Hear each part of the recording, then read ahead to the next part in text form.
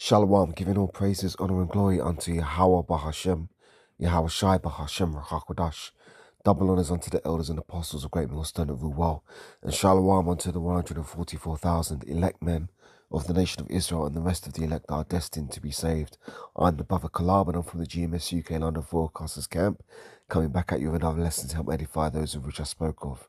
So this is just going to be very quick and brief and to the point. You've got this idiot vocab alone out there again making a fool of himself. But this time he's tried to enlist other Jakes. Well, he's done it before, but he's doing it again. He's enlisting other Jakes to try and push his narrative of the scriptures, which is essentially white supremacy. You know, he's basically teaching that, you know, the so-called well, not the so-called, that the Israelites, the real Israelites, the so-called Negroes, Latinos, Hispanics, Native Americans, West Indians, West Africans predominantly, is teaching us that we need to come back onto Christianity and under white Jesus, and you know he's trying to put us back under that white supremacy mindset. And he's got out here, and in this event, he's talking to some other Israelite group. I'm not sure who they are. Forgive me. It's like, bear me a second. Yeah, Salaka. Yeah, he's gone to some other Israelite group out there, and he's trying to tell them that Esau, as spoken of in 2 Esdras 6, excuse me, 2 Esdras 6 verse 9, is talking about all the nations that have come against Israel. It's not specifically about the so-called white man. Now that is bullshit, right? Because that scripture is very much to the point, and it's very much talking directly to the people who were the so-called who are called the so-called white people on the face of the earth today. They are the descendants of Esau.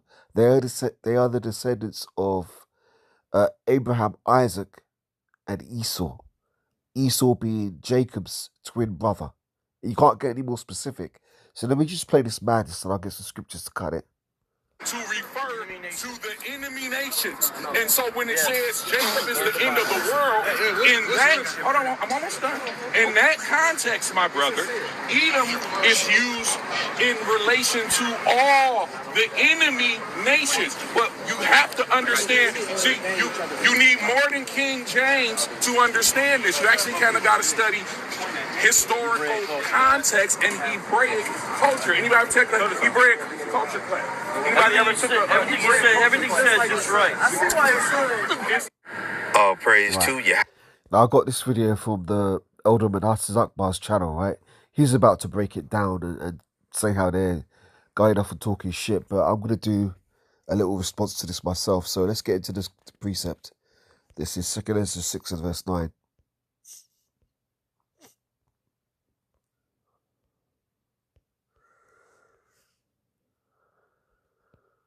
Read from verse 7, yeah? 2 Esdras 6 and verse 7, and it says, Then answered I. Now this is Esdras speaking to the angel Uriel, I believe, right? 2 Esdras chapter 6 from verse 7, Then answered I and said, What shall be the parting asunder of the times? Or when shall be the end of the first, and the beginning of it that followeth? And he said unto me, From Abraham unto Isaac. These are specific names, right? From Abraham unto Isaac, right? When Jacob and Esau, it doesn't say when Jacob and the other nations were born of him, it says specifically by name. When Jacob and Esau were born of him, Jacob's hand held first the heel of Esau, right? So as we know from that account, which we're going to get in a minute, which is in Genesis the 25th chapter, there were two twins in Rebekah's room. They were striving in the room, fighting against each other. Why were those two nations striving? Because those are the two principal nations that were the conflict that is taking place on the face of this earth is based around the righteous being the descendants of Jacob, the Israelites, and the wicked being the descendants of Esau, who is Edom, right? Jacob's hand held first the heel of Esau. It doesn't say Jacob's hand held first the heel of Moab, which would be the Chinese, or Ammon, which would be the Japanese, or Elam, which would be what was once called the Persians, you know, those East Indians, you know, or the Hamites, you know, Cush, the Ethiopians. It doesn't say Jacob's hand held any of their heels. It says specifically his hand held the heel of Esau, meaning that Jacob was going to be the one to eventually pull Esau out of his position of power, right? Let's read this precept, right? Verse 8, and he said unto me, from Abraham unto Isaac, when Jacob and Esau were born of him, Jacob's hand held first the heel of Esau. For Esau is the end of the world, and Jacob is the beginning of it that followeth. Meaning that Esau is going to be the end of this age, this eon, right? And Jacob is going to be the beginning of it that followeth, which will be the kingdom of heaven lived out upon the face of the earth, ruled by Yahushua, King David, the rest of the 12 disciples, then the 144,000 elect men of the nation of Israel. They're going to represent the governing body of the new world to come, which is going to be the kingdom of heaven, where the Israelites are going to be in authority forever. We're never going to be taken out of power again, right? Esau's blessing was only a temporary blessing. Esau's rulership was only a temporary rulership, right? And we're at the end of Esau's temporary rulership. And Esau is trying to prolong his days and extend his time by doing all of this witchcraft and, paying these agents to try and, put Jake back to sleep to stop us from waking up and claiming, taking our kingdom, right? But it's not going to happen. It's not going to work. It's a vain, futile attempt, right? So let's read some more. It says, for Esau is the end of the world, and Jacob is the beginning of it that followeth. The hand of man is betwixt the heel and the hand. Other questions, Esdras, asked thou not. So it's not hard to understand that precept. But I'm going to get even more just to prove the point, because this is where, when you got guys talking shit like that, right? This is why we go precept upon precept, precept upon precept, line upon line, here a little and there a little, because there's other precepts you can get which further substantiate the point. So if you go to Genesis the 25th chapter, right, this is Genesis 25, starting from about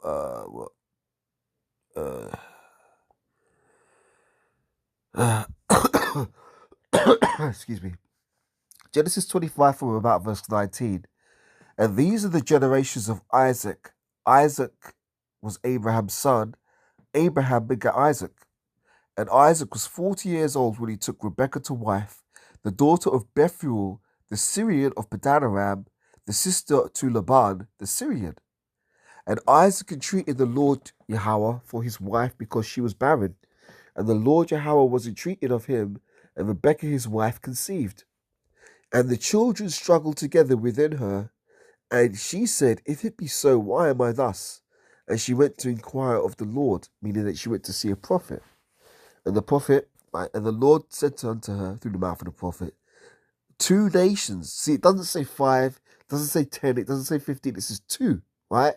2 nations are in thy womb, and 2 manner of people shall be separated from thy bowels. And the one people shall be stronger than the other people, and the elder shall serve the younger. And when her days to be delivered were fulfilled, behold, there were twins in her womb. And the first came out red all over, like a hairy garment, and they called his name Esau, right? Which in the Hebrew would be Asashua, which means wasted away is he. The reason why he looked wasted away is because his blood showed forth through his skin, because he had no melanin. And why does Esau have no melanin? Well, it goes back to the mark that was placed upon Cain in Genesis 4. After Cain slew his brother, the Most High Yahweh set a mark upon Cain. That mark was the mark of leprosy. Let's go to that. Genesis 4, from about 15. It says,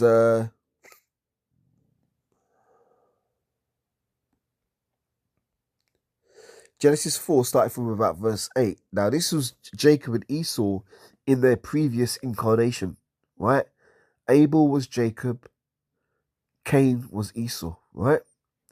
And Cain talked with Abel, his brother, right? So, let me just say that again, because I think sometimes maybe I make a mistake and, a man slipping with the tongue but not with his heart. Let me re-clarify what I said.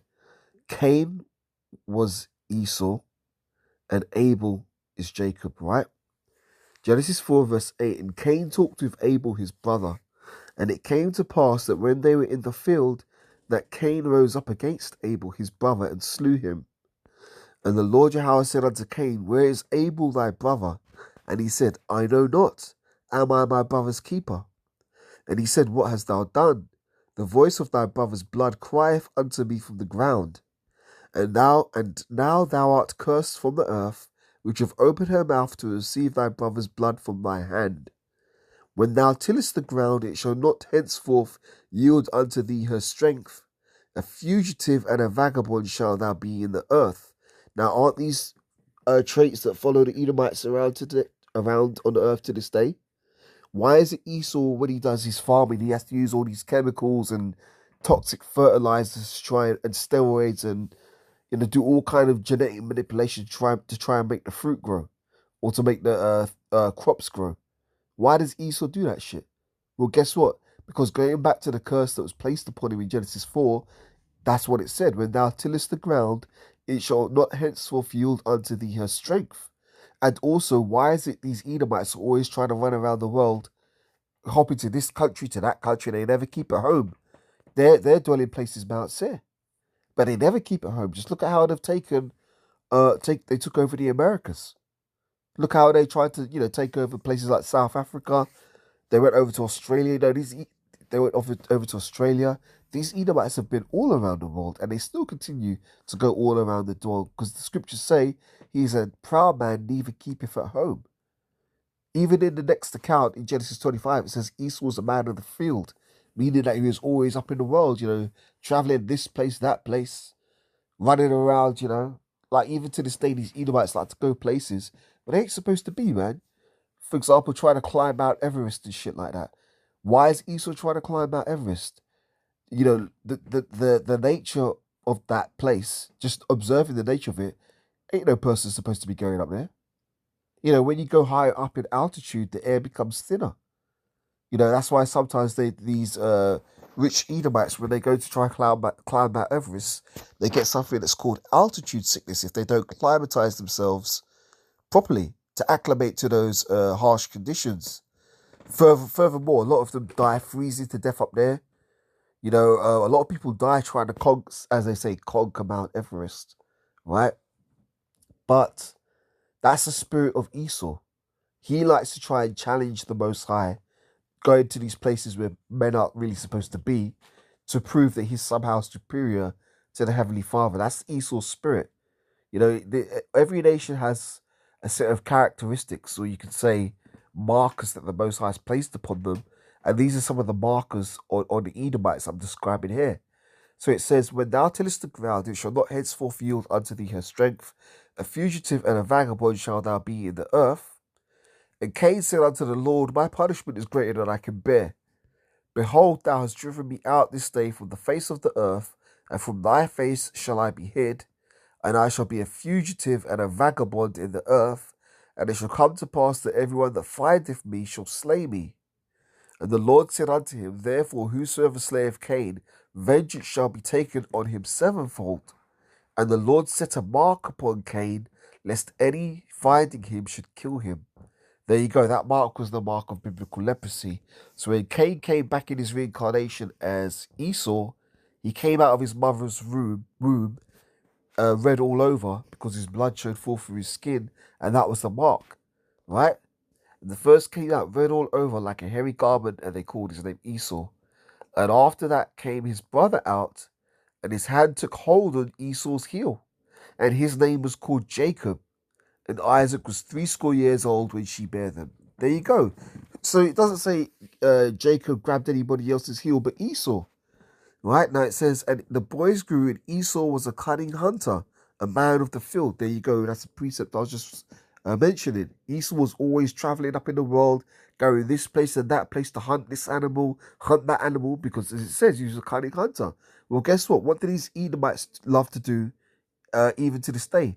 They love to hunt. They love to kill. It's their nature. These are the markers that the Most High put on these people to be identified, just like the Most High put markers on us Israelites so we could be identified. And a lot of the way you could identify Israelites right now is by the curses that we're under.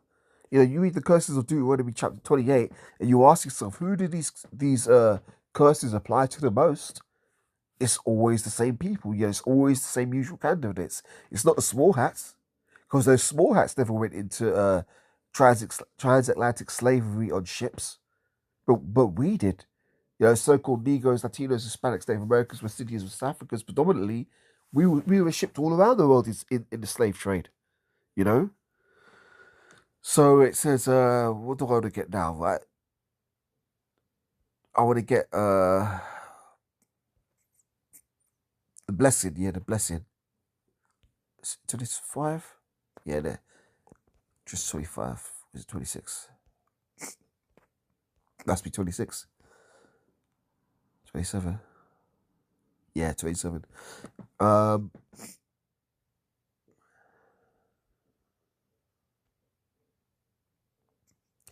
This is Genesis 27, right?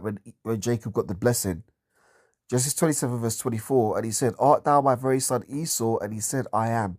Now, this is the account where Jacob, his mother Rebecca, put the skins with hair on them so that he could get the blessing from his father Isaac, who was blind by that point. So that when Isaac felt him, he would feel like Esau, and he would put the blessing on Jacob.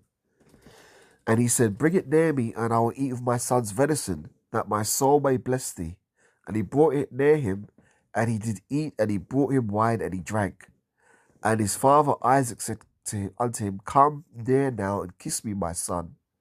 And he came near and kissed him, and he smelled the smell of his raiment, and blessed him, and said, See, the smell of my son is as the smell of the field which the Lord hath blessed. Therefore the Most High give thee of the dew of heaven, and the fatness of the earth, and plenty of corn and wine. Let people serve thee, and nations bow down to thee. Be Lord over thy brethren, and let thy mother's sons bow down to thee. Cursed be everyone that curseth thee, and blessed be he that blesseth thee. And it came to pass, as soon as Isaac had made an end of blessing Jacob, and Jacob was yet scarce gone out from the presence of Isaac his father, that Esau his brother came in from his hunting. And he had also made savory meat, and brought it unto his father, and said unto his father, Let my father arise, and eat of his son's venison, that thy soul may bless me. And Isaac his father said unto him, Who art thou? And he said, I am thy son, thy firstborn Esau. And Isaac trembled very exceedingly, and said, Who? Where is he that hath taken venison and brought it me? And I have eaten of all before thou camest, and have blessed him. Yea, and he shall be blessed. And when Esau heard the words of his father, he cried with a great and exceeding bitter cry, and said unto his father, Bless me, even me also, O my father. And he said, Thy brother came with subtlety, and have taken away thy blessing. And he said, Is he not rightly named Jacob? Because the name Jacob means to supplanter, right? For he hath supplanted me these 2 times. He took away my birthright, and behold, now he hath taken away my blessing, which is a lie. Esau sold his birthright. And he said, Hast thou not reserved the blessing for me? And Isaac answered and said unto Esau, Behold, I have made him thy lord, and all his brethren have I given him for servants, and with corn and with wine have I sustained him. And what shall I do now unto thee, my son? See? So all these other nations are going to end up serving us anyway. So it doesn't apply to that Genesis, 2 Ezra 6 and 9 doesn't apply to all the nations. It's speaking specifically of Esau, right? And Esau said unto his father, Hast thou but one blessing, my father? Bless me, even me also, O my father. And Esau lifted up his voice and wept. And Isaac his father answered and said unto him, Behold, thy dwelling shall be the fatness of the earth, and the dew of heaven from above. And by thy sword shalt thou live, and shalt serve thy brother. And it shall come to pass that when thou shalt have the dominion, that thou shalt break his yoke from off thy neck. So this is this period of time we're in right now, where Esau has broken the yoke of Jacob from off his neck, and Esau currently has the dominion. But guess what? Esau's dominion is only temporary. Jacob's blessing was eternal. So we are at the end of the season of Esau's blessing. And another way you can identify these Edomites is because they love their weapons. They love guns, they love their bombs, they love their, they always praise in their military. That's their blessing of the sword. And that's how Esau lives, by the edge of the sword. Just look at what's going on in Iran right now. Esau can't get his way, so what's he quick to do? To try and shed their blood by the force of the sword. the US with Israel, they're on this campaign, and they're basically trying to subdue their enemies by the force of the sword. Well, guess what? Esau can do that because it's his blessing, but Jacob's blessing is spiritual. So we will always be spiritually superior to these Edomites. That's why this war that we're fighting in the spirit right now, us Israelites, we're not using bombs and bullets and bazookas and, fighter jets and tanks. No, we're using the sword of the spirit. And through the sword of the spirit, we're able to destroy this man's kingdom. That's why the Esau's falling out of power now, not because we as Israelites have any, you know, uh, carnal military might, but we have great spiritual military might. And it's the spirit of the Lord, the spirit of Yahweh Shai that is in us to prophesy against this man's kingdom, and this man's kingdom is going down. Now, further proof that Esau is Esau, right? This is Genesis 35.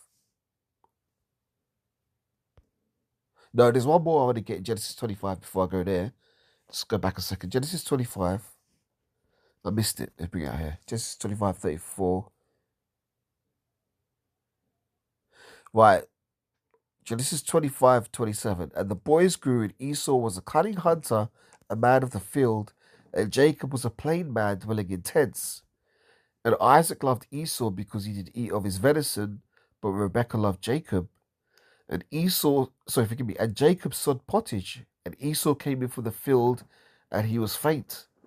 And Esau said to Jacob, feed me, I pray thee, with this same red pottage, for I am faint. Therefore was his name called Edom. Right, and another characteristic, another spiritual marker on these Edomites is that they love to eat their food while it's still got the blood in it. The way they eat their steak, they don't cook it properly. And when it's got blood dripping on the plate, they call it juicy. That's Esau. Esau loved to do that shit. We know, according to Genesis 9, when we eat, whatever animal we eat, chicken, lamb, goat, you always got to drain the blood from it. You don't eat the blood. That's forbidden according to the law of us Israelites, right? But Esau's profane outside the temple. He loves to do all the things that are contrary to the law of the Heavenly Father. He can't hide himself. But the point I made here is that it says, therefore was his name called Edom, right? So if we go to Genesis 35th chapter, is it 35 or 36? Let's see. 36, Genesis 36. Here you go. Now these are the generations of Esau, who is Edom. There you go, straight up cut. It's telling you there, Esau is Edom. So you can't be trying to swing at 2nd Ezra 6 and 9 to be like, oh, well, that means all nations. Nah, fuck you, man. You're talking shit. And you're breaking down the precept wrong, man. And it's no surprise, because if you align yourself with vocab alone, guess what? The scriptures say, if the blind lead the blind, both shall fall into the ditch. So that Jake talking that shit there in that video, he ain't got no business. He ain't got no business talking anything, man. So I'm gonna end it there, because I get angry when I see this guy. I'm talking about vocab there. Look at him, fucking looking like Super Mario, man, with that red hat. Fucking vocab alone, man.